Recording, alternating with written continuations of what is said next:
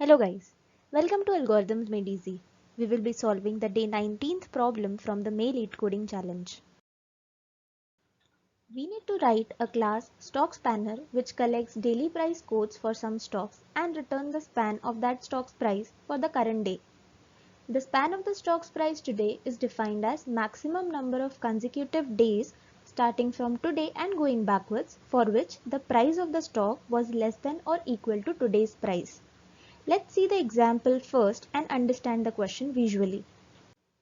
For the first day, price is 100 and as there is no value in previous days less than or equal to 100, we return 1.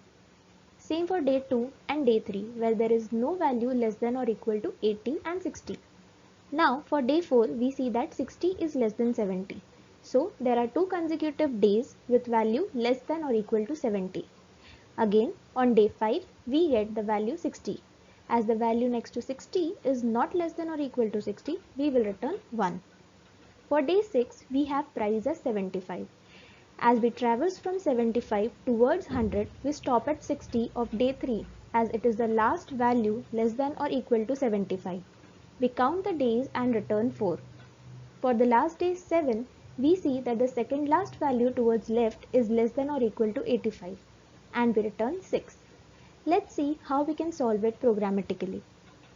We will use stack to solve this problem. So we will first initialize the stack and then we will pop the elements from the stack till it is not empty and the price at the top is less than the current price. If the stack is empty, then we add the price along with the day into the stack and return day. Otherwise, we get the day at the top of the stack, then push our current price with day and return current day minus day from step 1. Let's see how that works. We will take an example. We are given input prices. We need to iterate them one by one and return result. Initially, our stack will be empty. The data in our stack will be a pair of price and day, where price is the value of stock and day is the current day. Now we will take the first price 100. As the stack is empty, we push 100, 1 into the stack and as discussed in the algorithm, we will return the day, which in this case is 1. For day 2, we have price as 80. We check if the price at top is less than or equal to the current price. As it is not, we will get the day at the top and store it in a variable. We will then push 80, 2 in stack and then return current day minus day from the top, which is 1. Similar to day 2, in day 3 also price at the top is not less than the current price. So we store the day of top, push the price into stack and return 1. For day 4, the price is 70. We will see if the price at top is less than or equal to the current price. As it is true, we will pop the data from the stack. We will stop when the condition fails. We store the day at the top of stack, push 70, 4 into stack, calculate the output and return 2.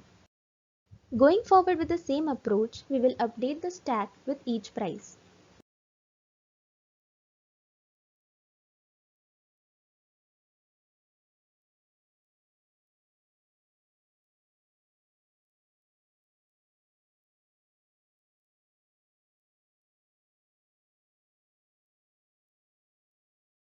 At the end, the whole output would look like this.